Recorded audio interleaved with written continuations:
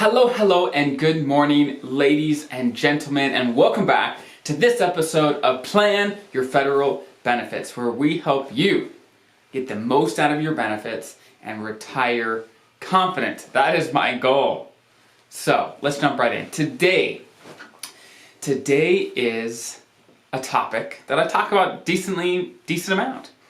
It's Social Security and when you should be taking it.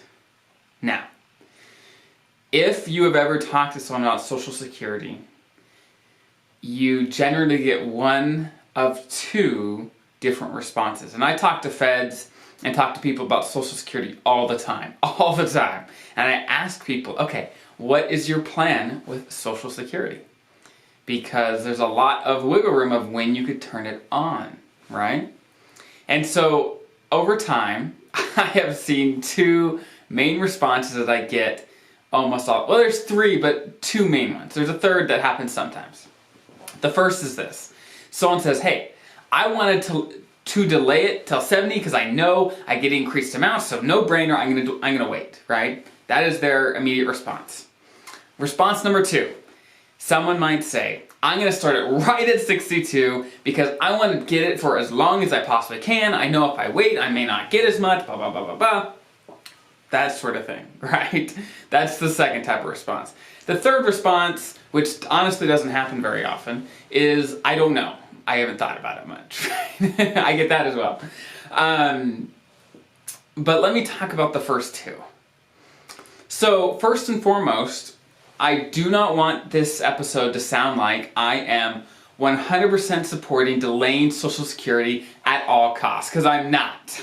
There are very specific circumstances where it makes a ton of sense to take Social Security early, and I totally get that, I understand that, and if that makes sense for you, awesome. But let me just share some of my thoughts and maybe a caution or two about taking it early, okay? And some of the advantages of delaying it, right? And we'll talk through some of the pros and cons and see what makes sense for you. But let's dig right in, okay? So, this is the big issue. And when it comes to retirement planning, this is honestly the biggest issue that we all face. You ready? This is it. This is the question. We don't know how long we're going to live, right? We don't know when we're going to kick the bucket, okay? And so the issue that we run into, and honestly the reason I have a job as a financial planner, is I'm helping people solve their financial worries in retirement, even though they don't know exactly how long they're going to live. We don't know how long our retirement is going to be. And we want our retirement plans to be good for us to not run out of money no matter how long we live. We want to be okay, right? So, that being said, that's what we're solving for most of the time. Some people, in very specific circumstances, some people may know that they're not going to live till 110, right? And those people won't, at least right now. Maybe medical devices and medical practices will get so good that that's what it will become. I don't know. But in a nutshell, that's what causes all the issues with retirement planning. If we knew, okay, that you were going to pass away, let's say, relatively early, then we say, hey, take Social Security early because you want to get the most benefit that you possibly can. If you wait, well, let's say you're going to pass away at 72. Well, if you wait to take Social Security till 70, you're only going to have 2 years to take benefits, right? And so, but if we knew, hey, you're going to live till 95, hey, no brainer. Let's delay it till 70 to maximize the benefits that you're going to get, right? And so when it comes to running out of money and all those things, if we knew exactly how long we were going to live, we'd just do the math. Say, hey, you're going to be retired for 25 years exactly. Let's run the numbers and see exactly how much you could spend, how much you could take out of your accounts, when you should take Social Security. It would be simple planning. But, unfortunately, we don't know. The big retirement question of how long you're going to live is the big unknown that we do not know. And so, for most people, the thing that they're solving for is, I don't want to run out of money. I want to make sure no matter how long I live, no matter how long my spouse lives, I want to be okay, I want them to be okay. And let's build a plan for that to happen, right? And there's different tools you can use to help you on that journey, right? And so I guess my point today is that Social Security is a great tool in helping us not run out of money. And let me walk you through it. So having, let's say, a ton of investments and living below your means and not taking much out of your investments, that's a great tool as well. There's some products you could buy, like annuities and life insurance, different things that help in retirement potentially. It depends. Honestly, for federal employees, you generally don't need a lot of that stuff because you have a pension and you also have access to Social Security, so you have a ton of fixed income already. So in most cases, probably 98% of federal employee cases, I would not recommend any annuities, any other life insurance, or I'm not saying no life insurance at all. I'm just saying some people use it as a retirement income source when they use life insurance with cash value.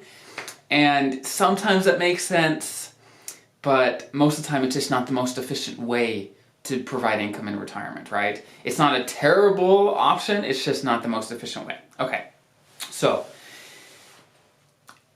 even let's say if you do an annuity, if you go out and take a bunch of your TSP money and buy an annuity, they're going to guarantee a certain rate of return, right? And these days it's very low. It's very low. It's going to be 2-3% maybe, right? So that's what the rate that they're going to guarantee over the course of however long your annuity pays out for. Now, the downside of buying an annuity is that your money is tied up. And there is a bunch of rules and a bunch of penalties if you move stuff around, if you want access to your money prematurely, right? So there's a huge downside that you don't have the flexibility. Now, with Social Security, for every year that you delay it after your full retirement age, you get a guaranteed 8% return for the rest of your life with inflation and adjustments, okay? So let's say, your full retirement age is 67. If you wait till 68 to start Social Security, well, your benefit is going to be 8% higher every year for the rest of your life. Plus, with inflation, it'll grow as well. There's inflation adjustments. It's a huge, huge, huge benefit. You cannot get the guaranteed returns that Social Security offers basically anywhere else. Some people might say, oh, what about the stock market? It averages 10%. Well, yes, it does. Over the last 50 years, 100 years, it has averaged 10%, right? But that is far from guaranteed. Some years it's going to be lower, some years it's going to be higher. It's going to be all over the place. There's volatility there. So for a guaranteed 8% return, now that is, you cannot find that anywhere else. And actually back in like the 80s, the 90s, when interest rates were really, really high, let's say, you can get a 10-year bond for 10%. It's like, well, no, don't take Social Security, just invest in that and it'll pay out 10%, right? That's pretty close to guaranteed. But nowadays, with interest rates so low, to get guaranteed returns of 8%, that is very, very, very hard to replicate. Now, with all that being said, I don't know what makes sense for you. If there's legitimate concerns about, let's say, passing away early or other things going on in your life, I don't know all the situations that you might be in, then it may make sense to take it early. Just in my experience, most people are trying to solve for the issue of not running out of money, and that's a great tool to get the most guaranteed return for the money, right? It's a great, great, efficient way to do that, right? That's guaranteed by the government as much as possible, right? You can, like I said, go buy an annuity with an insurance company or something like that. In my opinion, while insurance companies may be very solvent, they may be in great position, they, in my opinion, are never as secure as the US government, right? I think all insurance companies are going to go out of business before the US government actually goes out of business, right? But that's my opinion, right? There's no one that can guarantee anything. Nothing's guaranteed. Investing in the TSP is not guaranteed. Investments at all, the stock market is not guaranteed. There's so many things that aren't guaranteed, but if you don't do anything, if you just put all your money under your mattress, you're guaranteed to let inflation dig into your money every year, and it'll slowly just whittle it away. So there's guarantees on both sides. There's risk everywhere. It's just a matter of finding the best risks that make a ton of sense for your financial plan. Risk is not bad, right? It is not bad. It's just a matter of managing it in a way that makes sense for your situation, right? And that's how Social Security can be a great supplement to your pension, your TSP, and all these things. Now, one big issue that comes up if you do delay Social Security is now you have probably a gap. Most feds retire late 50s, early 60s, right? And so if you don't take, let's say, Social Security till 70 or late 60s, you have this gap in years where you're going to have lower fixed income. You're going to have your pension, maybe some other income, and you're going to have your TSP. So you're going to have to pull extra from your TSP to fill the gap of income during those years until you start Social Security.